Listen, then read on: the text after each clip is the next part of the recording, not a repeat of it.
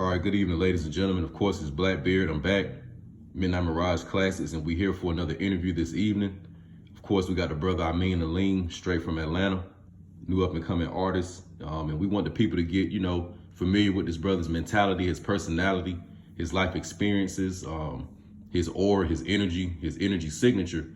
So, when you support people's music and content, things they come out with, you actually are bought into the person. So that's the whole objective of these, interviews that we're doing, so people can get familiar with him, hear the music, and be able to interface with anything he comes out with in the future. So what we're gonna do in this tape is we're gonna talk about Ameen in the ThunderDorm, which is a very, very interesting concept that a lot of brothers in the streets of Atlanta came up with in the Georgia State Prison. So we'll talk about that. We'll talk about the different, nuanced details and experiences of the streets, some of the things that happen in the streets, because a lot of people may be into hip hop rap culture, so-called drill culture, the drill music, and they come from all walks of life, all ethnicities and nationalities, all different income backgrounds. Some come from single parent households, some come from two-parent households. A lot of us are into the culture and into the music because us being indigenous Mississippian Americans, we create the most powerful culture in the world. And, as of, we'll say the 80s, 90s, 2000s, the most recent one our people created is what we call hip hop / rap. So what we want to do is talk about how, the music is good. It has a lot of grittiness to it, but not everybody's going to be in the streets taking some of these risks.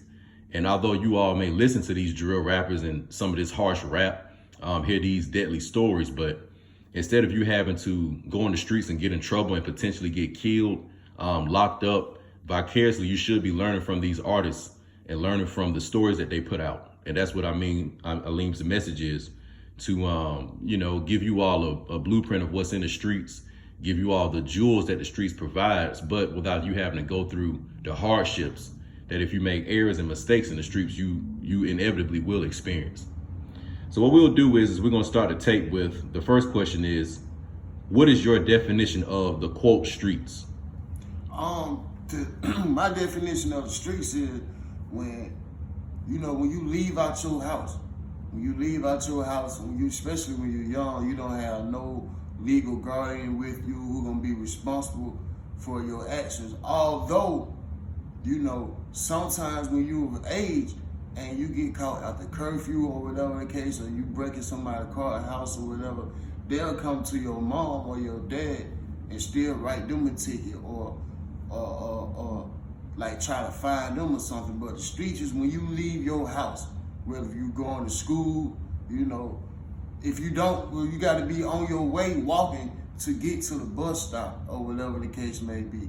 So when you leave your house, you're not at work, you're not at school or a church or masjid or some type of program or whatever. When you out there, you in the streets. Right. So that's the definition of the streets to me. Right. So let me ask you this. When we think about so-called Black America, about what age do most young so-called Black males start getting involved in the streets? Would you say it's elementary school? I could say for some, because, like different cultures, like you might have a kid or whatever the case may be, they got a young father, a young mother, and they be so much into like going to the clubs or going to hang out with their homegirl, homeboys and stuff like that. And like the kids will be at home or this for the elementary part, sneaking out the house. Cause I know I used to do that when I was in elementary. I used to sneak out the house and go hang with my nigga Mondre, Tim, them from Pittsburgh, in Atlanta and shit when we stayed on in Harbor Town and shit like that. So I say for the most part, the average when you start running the street is, I say for the men, I say about to 10 to 15, 10 to 15.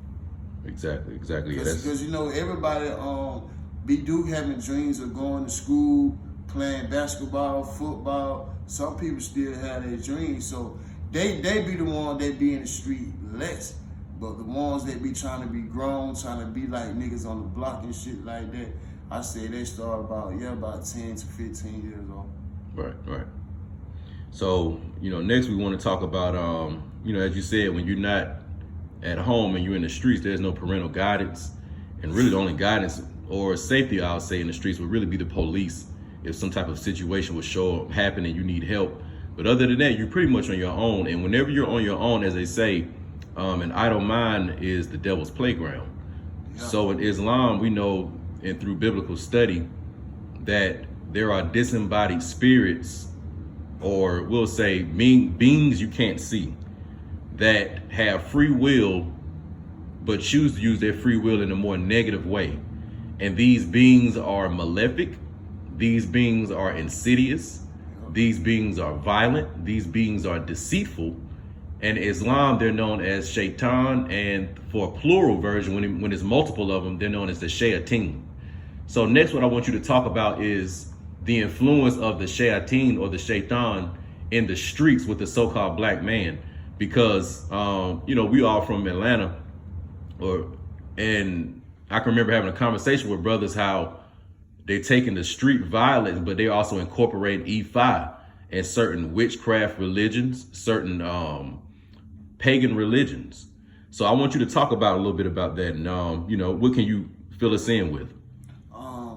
As far as the E5 stuff go, I'm not deep into the knowledge of it, but I did see like certain knowledge that made sense. I seen some dude posted, every time a child is born, an ancestor come back, or whatever the case may be, like on some reincarnation stuff. Some of the stuff made sense, but me personally, I just couldn't get into it. And I do know, and I hear about a few E5 brothers who try to practice it for real without planning and all that stuff, was saying that like you get tricked, you start messing with it, playing with magic or witchcraft or whatever the case may be, and shit be happening to niggas without a trace, without a clue or nothing. Niggas get killed or niggas get lined up and stuff, so I look at it like, damn, but these niggas playing with magic, that shit come back and bite them in their ass in some form of fact. So yeah, that's how I feel about that. Right. Yeah, you're right about that. So, let's say economics, when, a lot of these brothers are coming from households where, especially in the so-called black community, where a lot of the father figures in the patriarchy has been destroyed. So there's no type of inheritance and there's no guidance. You may have a few older people telling young guys to go to school, but even when they go to school, they're going to want the new Jordans. They may want the new iPhone, etc. So go into how these young black males coming from these households want the new latest items, and there's no way to get it. Because maybe some of them have jobs, maybe some of them don't. But in the ignorant state that our people are in, most brothers are going to go to the streets and maybe do something easy. So talk about how the Shaytan uses that weakness of the black male when it comes to him wanting economics and wanting to support his lifestyle, but how he'll choose to maybe get into the drug game, the robbing game, the extortion game, etc. See, it be like this when you young, your brain not really developed like that. So you might know or hear about a nigga that be doing a lot of robbing. He always iced out. He got a bad bitch with him. He driving good. He stay fresh. You feel what I'm saying? So sometimes niggas be looking at that and be like, damn, I can do the same thing. But you don't know that he's a robber. He do his homework. He know everybody. He get permission to rob people and shit like that. Or he know exactly what he doing. And so the Shaytan will trick us into thinking that we can do the same shit, but really you can't. Because you don't know detail. You're not that advanced in the streets of why this nigga able to get away with it. So sometimes young niggas got down or go out there and crash out and do some dumbass shit. Like you might go rob a nigga and this nigga connected in the hood and everything, had the whole hood turned on you. But since the Shaytan tricked you and seen that you can do what this nigga do, but you ain't know the detail of the situation, and that's how you crash out too, or get locked up for 10, 20 years. Because when I was in there, I seen niggas get 20 years just by robbing a nigga no pistol. Or a nigga go rob a nigga, they don't know how to rob. You feel what I'm saying? They might just pull up on a nigga down, pat the nigga down, and just be like, give him the money and shit. And they just pull out and just blast the young niggas and shit. So that's another way how the Shaytan deceive you into thinking you can do what somebody else do. Right. So, you just mentioned to the people, about your experience in, of course, county jail and also the state prison. So now we want to kind of go into Jackson, which is it's a diagnostic and classification state prison located in Jackson, Georgia, where, most brothers get in trouble, of course. You get in trouble, you flee away from the crime, the police find out about it, they do their investigation. Either they'll have surveillance or maybe somebody ratted and told. They come and apprehend you, you get locked up, you're sitting in the county jail. If you got a probation hold or anything like that, you're gonna sit, or a parole hold, you're gonna sit. But either way it goes, what they're doing is getting your first offender situation, first appearance court situation, prepared. And then you'll go to court to actually see what they're charging you with. And in a lot of situations, from that point forward, if it's something serious, a lot of guys will sit and they won't even get a bond. So what then happens is, you finally go to court and then they sentence you, 10, 20, 30 years or whatever. So now you're finally sentenced. And then they're going to transition you from the county jail now to the state prison. Well, you'll spend the duration of your sentence. So Jackson is one of those first initiation prisons, really, in the state of Georgia that they send you to. So what we want you to do, man, is kind of paint the picture and the experience for a person of what happens when you go from that county jail to the state prison, and that bus ride, you entering the dorm, etc. Shit, it be like when you leave, the county jail, you get on the bus. Just like the movies you see, you be shackled all up on the bus. Goddamn, you get to Jackson or whatever the case may be. They shave you. They give you some shit you gotta put on your body for your skin or whatever. You shower, and then when you out there standing, when you get your little property and shit, you be standing in the line, and you might have an inmate come back there and be like, "Hey, if you weak, you gotta move right. If you's in a gang, don't go get killed or stabbed up or beat up for something you ain't." You feel what I'm saying? And try not to buy too much shit, cause niggas robbing you and shit. So when niggas giving you that speech, they already putting in your head like how this shit finna be. So you get in that motherfucker, that shit just like the movies, like Shawshank Redemption, some shit like that, how to set up, how it look. So you get in that bitch, I went to A house, you get in that bitch, you walking by, you seeing niggas getting choked out, you seeing niggas putting knives on niggas for soups and stamps, you know what I mean, and cookies and shit. Niggas getting robbed for this shit, and you just gotta be a man, First time, nigga get wrong with you or whatever, you gotta go in that shit right there, cause everybody watching. And once a nigga see you get tried or punked out and you don't do nothing, shit, they make everybody try you. You feel what I'm saying? So you gotta be like on your 10 toes in that motherfucker. But for me though, that shit was really sweet though. I guess I had that demeanor, or I knew a lot of people in there anyway, so. But for the ones that was weak, that ain't really know nobody, yeah, they learned valuable lessons, Right. So you mentioned A-Hall. So now explain to the people how A-Hall got the name ThunderDorm. Oh shit, ThunderDorm is like when you hear, cause the rooms are hollow and shit, so you always hearing thunder like boo boo boo boo boo boo boo boo. You hearing niggas fight all night. You hear niggas fight while you going to sleep, while you wake up, and that shit just don't stop. So that's like with the ThunderDorm, and somebody always getting beat up. Right. Always bouncing out the door. It sounds just like thunder and stuff. Exactly. So that's how we label that. Exactly. So out of the whole state of Georgia, you got all the counties and all the cities. What city would you say is the overwhelming, control in the ThunderDorm? Like what city in Georgia do you see running stuff? Shit. Atlanta, of course, cause it be more niggas from Atlanta than anything. Then you got Augusta, then you got Savannah, then you might have a few 229 niggas, Albany niggas and shit like that. But for the most part, Atlanta and Savannah be the most people in there. Right. They be more populated than anything else. Right. So next, tell the people, what is Chain Gang Game? Oh, Chain Gang Game it's a variety of games. Like, you say you meet somebody, right? It could be at your job or like at little hood spot, little club spots and shit like that. And a nigga get cool with you. Nigga might be like, hey, what's up? Like, you know what I mean? Try to dap you up just to ask you for something later on, cause he don't butter you up. And so long, bitches do it too. You know what I mean? Nigga might be like, hey, what's happening, man? How you doing? How you feeling today? But in the back of his mind, he gonna go ahead and ask you for something like 2 months later, a month later. Nigga might hit you out the blue, hey man, let me get $20, $40, this, that.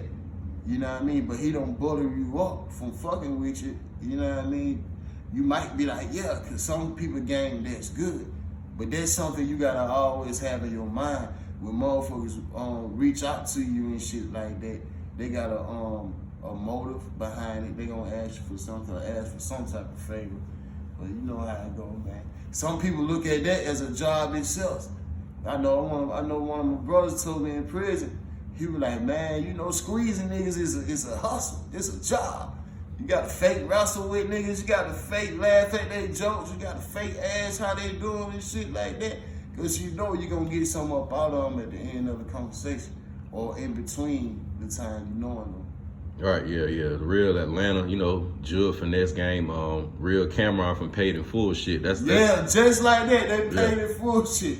Yeah, that's how I like to label it. Niggas be wanting to pull some of them moves on celebrities and shit like that they be saying, especially in Atlanta. They might be like, oh, there goes so-and-so. Well, look, I'm finna go over there, and what I'm gonna do is I'm gonna start some shit. I'm gonna be like, hey, man, what's up? And then you just come out the blue and goddamn, you know, push me out the way, make it seem like you really saved me. So then that way, then they can be like, oh, man, you got heart. I'm gonna get you on security team, or let me, like, we pay you for what you did and shit like that. That same game that paid them full shit. Mm-hmm. So my next question is this, man. You know, you got a lot of street experiences, man, and you know, you survived the state prison. So what were some of the mistakes and errors you made in the streets that ended up, you know, getting you that experience in prison? Man, the worst mistake, cause like I say, when you're younger, your brain don't be that developed like that. So the mistake I made was not taking the jewels and saying the gift, obviously God blessed me with, cause your peers gonna know about you. You feel what I'm saying? You are who the people say you are, in a sense. So the mistake I made was like, you know, not saving money. When I did hit my list or come across a lump sum, I ain't like to save that shit up or invest in something that can last me for a long time, forever type shit. And not listening to the jewels people try to drop on me.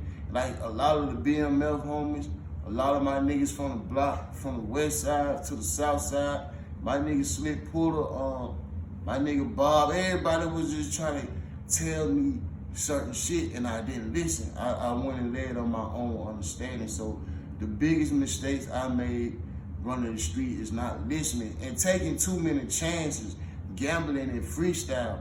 So you gotta have a plan together already. It ain't good to just go out and be like, let me see where the world take me, where the wind take me. Nah, you gotta have preparation. Exactly, man, exactly. Well, there you all have it. This is the second interview, and of course, there'll be much more to come. But you all stay tuned for the next one. We out.